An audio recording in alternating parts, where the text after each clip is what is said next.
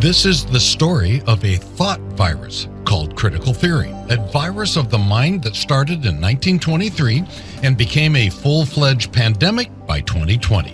The virus was devised in an academic laboratory known as the Frankfurt School in Germany. It crossed the Atlantic in 1935, where gain-of-function research was carried on at Columbia University in New York City.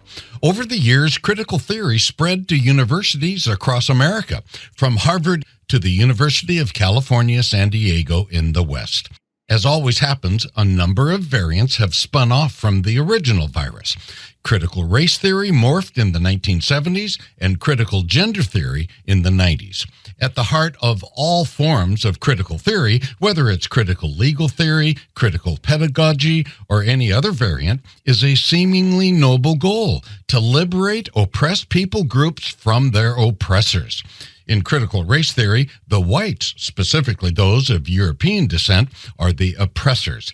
The oppressed are called BIPOC. That's short for Black, Indigenous, and other people of color. BIPOCs are portrayed as being held back from their full potential by whiteness, which presses in from all sides, causing them, according to critical race theory activists, to leave their best gifts at the door. In critical gender theory, the oppressors are those who hold to Judeo-Christian norms of sex, marriage, and gender. They believe homosexual relations are sin, marriage is between one man and one woman, and there are only two genders, male and female. The lesbian, gay, bisexual, transgender, and queer people, so they say, must be liberated from the oppression of Judeo-Christian norms. But there's a catch. Mere social acceptance of non-traditional norms is no longer the goal.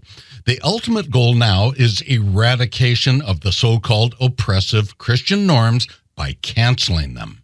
This canceling is done through fear of stigma, fear of losing one's job or position. The net effect is the elimination of dissent altogether. For example, to deny that a man can have a baby or to refuse to refer to a female coworker with a male pronoun will be your ticket out the door, no questions asked.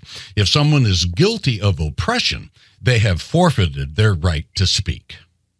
Georg Lukács, a Hungarian Marxist who helped forge the philosophy of the Frankfurt School, often said, "Who will free us from the yoke of Western civilization?"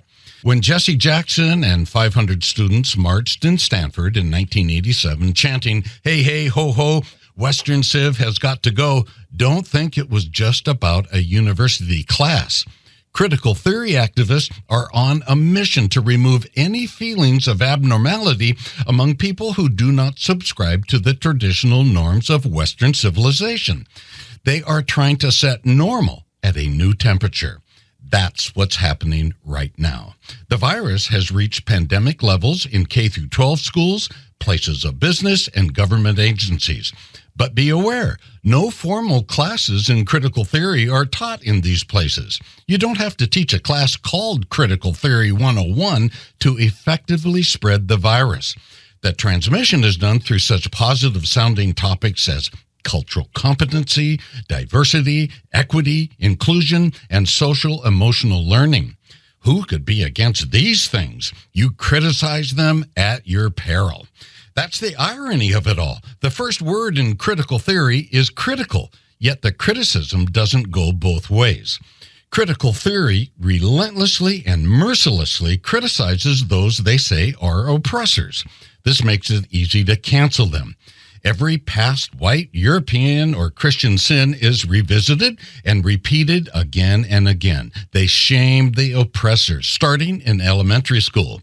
Caucasians, both young and old, who never thought they were racist before, are now thinking they are inherently racist because they cannot separate themselves from a system of so-called whiteness in which Christianity plays a central role. This is truly a deadly virus of the mind. This brings us to the most important question.